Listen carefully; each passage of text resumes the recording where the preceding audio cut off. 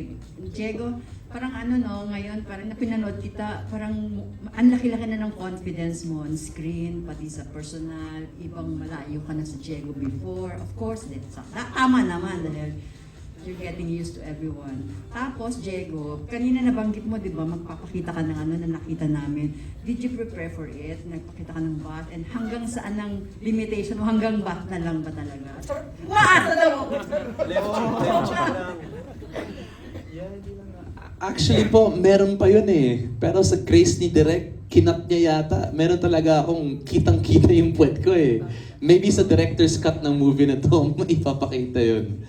Pero sa limitations, I think hanggang dito lang ako. Kasi I gave it because Direk, after his first movie, this is his second pa lang. He's still fairly new. Si Franki, this is her first. And nung nasa set kami nung araw na yun, parang sabi ko, para maging komportable lahat, sige, mag-a-adjust na rin ako. I gave in to, sige, let's go. I mean, para lang maganda yung shot natin. And what I saw naman kanina, it was very tasteful. It was romantic with you. Where is he? That was you singing, right? It was Yuki singing. That's his song playing in the background in the second love scene. So it made everything so much more tasteful. It was so nice. It was really nice. So limitations, yeah, I think hanggang dun lang po. Thank you. Pero eting boldest, masasabi ba boldest room dito? Yes, this is. This is, yeah, I was literally wearing nothing. I was wearing nothing. May plaster. I mean, like, that's a given, guys, diba? That's a given. And kudos to everybody, every artist who wears plaster. Jiad, I don't know if it was the first time you did it. Nobody told me to use oil after. I ripped that thing off. Same, dude. Same. And I did that on my first time. it will never be the same. It will never be the same. Too much information maybe, okay, but damn, that plaster is horrible. It's so walang bad. crash course to the sexy movie. They're just like, yeah, put it on. Like, we put it on. It's like, okay, so how do we take it off? Oh, pagkaligo nyo, sige, tanggalin nyo. Hindi siya matatanggal. So yeah, hanggang doon lang po ako. Thanks, Diego, for the info. And last na lang, sabi mo kanina, di ba, the story about betrayal, ganyan. Have you been betrayed before? Thank you. Yeah, I mean, like, I think we all have in different ways. Pero hindi naman sa point na for 500K pinarel ako. But, yeah. Relationship-wise, even like my best friends from before, yeah, they do that. People are like that. That's why I think lots of people relate to this movie. Thank you. Hey, Franki, you look so pretty on screen. But, yun nga, you speak Tagalog with an accent. So, parang... Halata ba? Halata pa po? Yes. Talaga na sobra? Akala ko, isang na... Pero, okay lang. Alam naman ng mga tao you're not from here. So, I think that's forgivable. With the acting, I think you have to take more workshops to hone your craft. Siyempre, should always be working on any project should always be workshops to be better than your last project. So siyempre, pero I definitely noticed na speaking in a different language, siyempre hindi yung first language ko. Minsan it can be hard to understand what I'm saying and if it portrays in how I act. So I definitely tried my best, pero ako din, napansin ko na parang mali yung reaction or iba lang. Pero I tried my best naman. Hopefully, you will get better. You're under contract with Viva, right? So you have an upcoming project after this? Actually, I already shot yung second movie po. So, What's the abangan. Laruan. Si Direk Yam Laruan. Oh, wow. So, abangan. So- Sobrang iba. But, yeah. I'll always try my best. Siyempre, you will improve with each new movie. Thank you po. Okay. This is for Diego. Paano mo inalagaan si Franki sa mga love scene nyo, lalo't first movie niya ito? Nalagaan ba kita? Okay, that's good. I was extra careful with Franki. Well, first off, it's her first movie and it's my first time na magtodong hubad. Although Direk did cut out a lot of a lot of that. There was a lot more. Inalagaan ko siya in the sense that I kept in mind that, she's the woman, and she had there were restrictions, like not to show certain things and not to do certain actions. Walang ungol, yung mga ganun. And of course, she's a woman, so we have to respect her limitations. And ako rin naman, I had my own. So before coming to set, we would talk to direct and discuss kung anong pwede, anong hindi pwede. And we just pretty much followed the plan, and it turned out really good. So I'm happy with it. I just made sure that during when there was the first love scene that we had, ayaw ko kung napansin niyo, parang yung camera nasa likod ng mga parang beads na nakahang. Napansin namin ang daming tao sa set. And todong... Parang sa showtime, like, I walked in na, hi. There was like an audience Maraming watching tao. us. Like this, like how you guys are nakapwesta ngayon. Binulungan niya ako. Sabi niya, Diego, is this normal? Sabi ko, no, I don't think it's normal. Because like, I'm naked too, and you're naked, and I don't think it's normal. We're like, direct. So direct came in, and he comes in, he goes, oh my God, guys, I'm so sorry. There should not be this many people. Get Guys, out. pwedeng bawas tao muna, but in English. So we bawas tao. Okay, direct knows that. Sorry. So the only people who were left were the camera operators, AD natin. Luckily enough, our DOP, she's a female, and Kuya Mark hindi naman siya mumuboso, so okay lang yun. And we had a lot of female staff. So naging komportable naman si Franki. So whenever she was comfortable, I was comfortable. Everyone was comfortable. After watching the movie, especially you, Frankie, how was the feeling like? I don't know if nostalgic is a good word, but in a way, because it was only shot 1 or 2 months ago, but I seeing it on especially a big screen, it iba yung ramdam eh. Like, parang I felt it eh. I felt like I'm like Miss Nakita Pe, but I really felt the emotion. So I would say nostalgic is a good word. So to reminisce, or it felt real. And I hope that you guys felt that too. Diego, like parehong tanong. Tito, what's the question? Are you listening? Sabi ko, syempre, this is the very first time na nagkatrabaho kayo ni Frankie. So, anong pakiramdam, especially na nakita nyo for the very first time on big screen, yung ginawa nyo sa pelikula? Well, Tita, like I said earlier, it was definitely fun working with Frankie. She's different on the set in a working environment, and I really enjoyed watching how she unraveled and how she consumed the set with her liveliness. And watching it again on the big screen, it just gave me flashbacks of like being on the set with her, what she was afraid of, what she was comfortable with, and it was just pretty much just going through the behind the scenes again. But it was the way it came out, of course, because of Derek and everybody in the post-prod. It turned out really nice, so I liked it. Thank you. Jela, wala akong masabi. Every week napapanood ko ito sa isang bagong pelikula. 5 in 1. Ano pa yung Girl Friday. Tapos ito, may isa pa eh. So, kaya lang, doon sa mga kasamahan mo na inilunsad ng Vivamax, ikaw na lang ang hindi nabibigyan ng solo project. Naunahan ka pa ni Angela Morena na sa Tubero. Meron bang balak ang Viva na i-launch ka soon?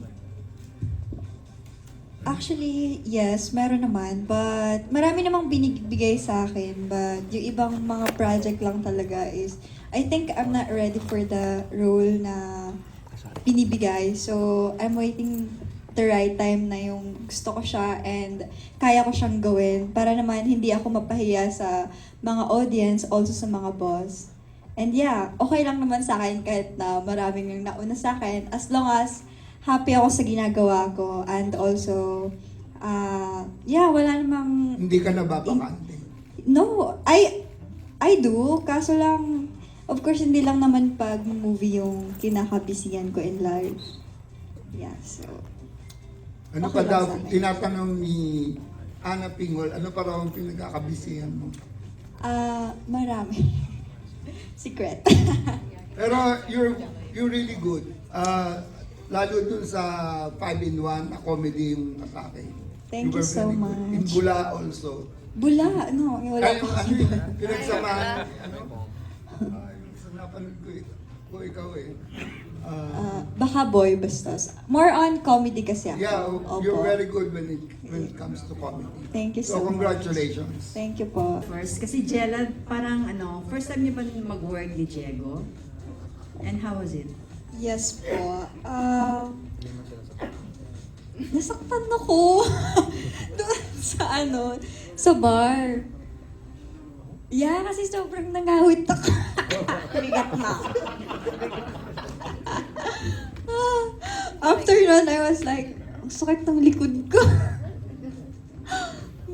Working with him is amazing.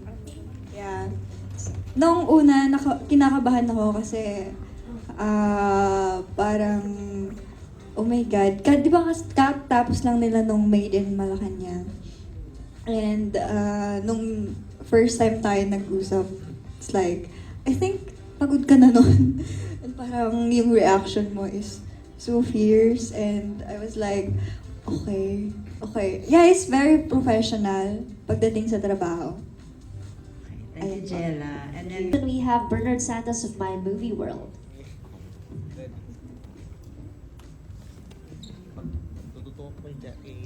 Hello, good evening. My question is for Direct Phil. I'm just curious, what's your intention and the reason behind of doing this film, Pabuya, and what's the message that you would like to relate to the audience for this film? Yeah, so the film's about betrayal. And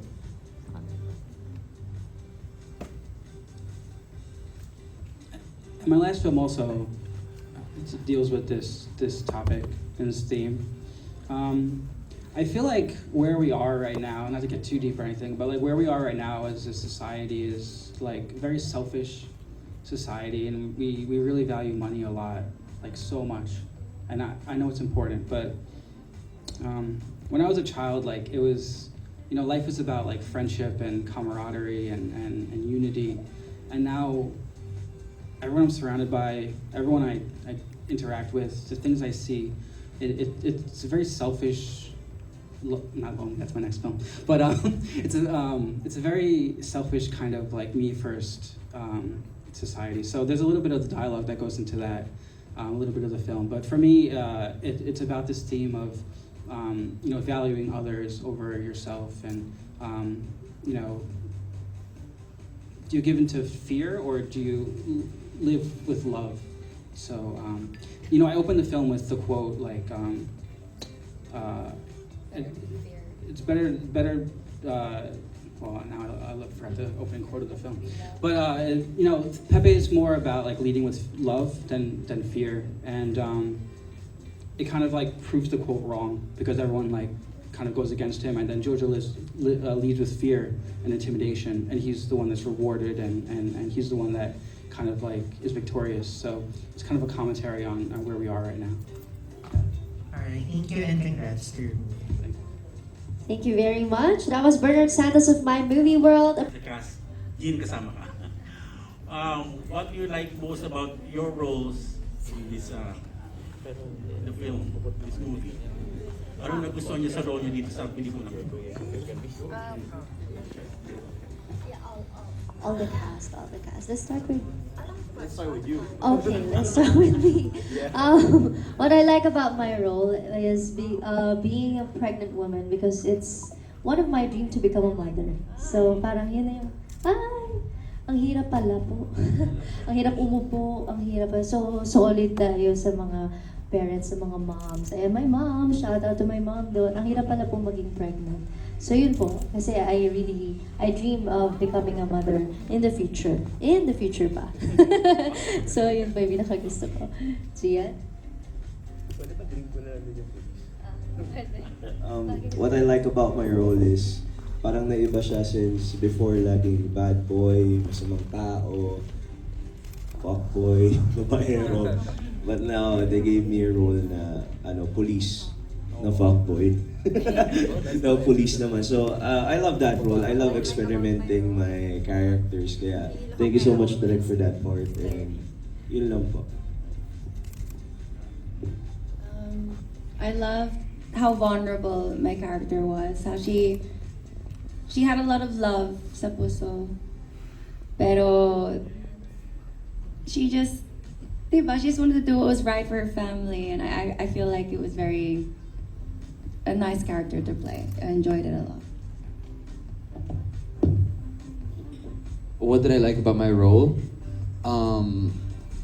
Parang si Jiad, pangarap niya maging police. Ako naman pangarap ko maging gangster. Sobra. Naantay ko lang i-recruit na lang ako eh.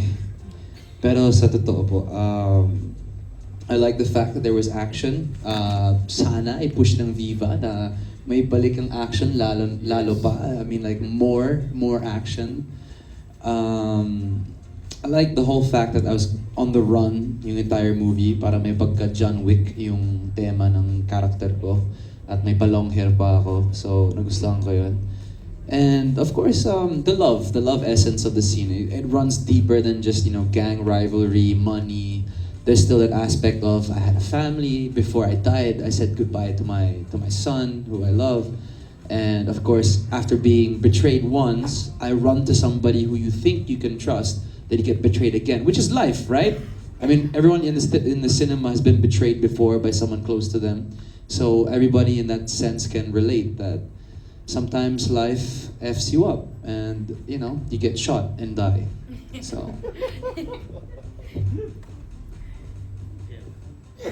What I like about my role is to work with them. Yeah. Wow! Wait, hang on. Of course, yung role ko lang naman doon is parang tumatanggap lang lagi ng pera. But in real life, it's not like that. It's so hard to earn money. Ikaw yung namimigay. Ako yung namimigay, yeah, that's true. And yeah, ang nagustuhan ko doon is to work with them, to work again with Direk. Yeah, thank you so much, Direk. And also Diego and Franki. And Ate Jean again. And Jiad, of course! And everyone, to my co-actors. Sobrang galing nila and sobrang saya nilang kasama. Sana magka-work ulit tayo. Ayun lang, thank you. Actually, a shout out to the boys and the girls who are also a part of this movie and aren't sitting here in front, because the question a while ago they asked how come it looked so easy to do. It's because we all bonded talaga as a group. And it doesn't happen all the time sa mga set na mga pelikula. Pero sa set na to, it really did happen. And until now, we have our Pabuya Boys group chat. And yeah, we all get along. Kaya kami nagkasundo. Lock-in felt like vacation. Me and Diego always say na, because everyone offset, may bonding kami. It was just easy.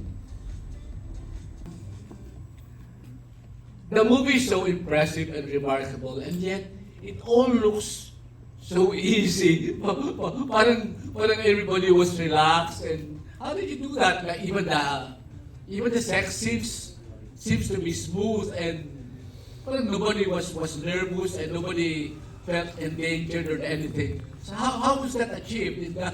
How did you do that? Thank you. I appreciate that. It was very stressful, everything. I think we really planned out everything. So nothing was like a surprise. So for those scenes, it's kind of like they know where they're gonna go. We know where the camera's gonna be, so they can kind of just go and do it. And then we don't do it a million times. We just do it twice. And then for the actors to be comfortable, like in some of the dialogue scenes where they're really close, that's just a testament to the actors, because they're just, I think Diego and Franki have great chemistry, and then they're just very comfortable together. And then the cast kind of I feel like we really got along. Like everyone's like hanging out, and they have these infamous group chats now, and so it's a kind of a testament to like they're just being great people. Yeah. Like, was anything rehearsed? Like, I get so amazed with all the sex scenes, and they look so easily done. Are these rehearsed? Or are all they take one, or no rehearsals? We do it's not truly a blocking rehearsal, but it's like everyone, we discuss, okay, you're gonna be here, then you're gonna be there, and then we discuss it all, and then, so the crew knows, the actors know, so it is, I don't know, it's kind of freeing that they don't have to be anxious about, oh, we're gonna have to do this a million times or anything, because I don't know. I hope they feel. I mean, for me, one thing was the editing. We had done an earlier edits where it's very cutty, and it's like we see the face, and then we see all these different things. But in the editing, I realized if we just kind of let it play out, it feels more organic to real life. So in the love scenes, I try not to edit too much. I try to kind of stay wide. Also, I noticed I don't like a lot of close-ups because it doesn't feel like when you're in the moment in real life. You kind of just want to let it play. So that was kind of my secret. And then also they really gave themselves, the talent, the actors were amazing. So yeah, that makes it easy. Yeah. Do you think the movie will be less likable, less impressive, less remarkable if you reduce some of the sex scenes and be able to show it in theater? I'm sure this is not for theater release the way it was. Don't you want to do it that way? Tone down or whatever, cut out some parts and be able to convince MTRCB we're worth showing. But because you're worth showing on theater, except that I'm sure all the sexy scenes will be suggested by the MTRCB to be reduced. If I may, I know your question is directed to Direk, pero I mean I'm sure Direk in the future has plans of making those. Kaso nga lang Vivamax po ito, kaya atin to. So medyo may pagka-sexy talaga, pero may plano tsaka may balak po talaga kami na mas paano ba? Mas wholesome. Yeah, and family friendly ang genre ng mga palabas ni Direk. Kasi sayang din na kasi it feels like it really is a very good movie. Interesting. So parang because some people will not be able to ever watch the film for as long as it's on Vivamax and not on theater. But that was just an idea I had in mind. So anyway, I like the film. Thank you. Yeah. I'm just saying this is still the beginning of my career, and there'll be lots of other films to see. Hopefully in the future have a theatrical release. It's part of my plan to one day have a theatrical release. So I'll invite you when I have my first theatrical release. There you go. How were you able to direct this project, considering that you're working with the Filipino cast? Yeah, so I write the film in English, and then I have it translated, and then I allow the actors to change the script a little bit, the dialogue, so it feels natural to them. As long as they don't change any major elements, they can't change the amount of money, they can't change kind of if they're saying something negative, they can't make it positive, but they can kind of make the script in their own words, so it feels natural. And then when we shoot, I have someone next to me that we have script supervisor, so we make sure they stick to the lines, and I just watch for the performance, for the emotions, and then I may just kind of leave the nitty gritty of the exact wording to the script supervisor and the actors. Yeah. Thank you, Direk. The great thing about the Philippines is, I would say 90% understand English. So if someone responds to him in Tagalog, there's someone around that will translate it if necessary. So I feel like we're very lucky here. It's very multicultural. So I feel like I never felt like when I saw you that it was hard or you were not understanding. You always were on it and knew what was going on. Thank you, Frankie. Actually, the four of you guys are so daring. I think this is the first time that we've seen Is it Jiad? Jiad. How are you related to the Arroyos? Actually, yung surname is not really my surname. It's my I mom's see. surname. Kasi when I was born, yung dad ko left us. So, hindi talaga ako related sa mga Arroyo sa part. But your mom, sabi mo. Well, that's her first husband's surname. And I think sobrang distant relatives namin sila, as in super distant. I see. Yun po. Oh, you look good on the Thank you screen. so much. Thank you so much. Oh, at marunong ka na rin umarte, ha? Thank you. Actually, earlier, I was able to ask Diego at saka si Frankie, how was it like working for the very first time? And nakita naman natin na may chemistry na sa inyong dalawa. So,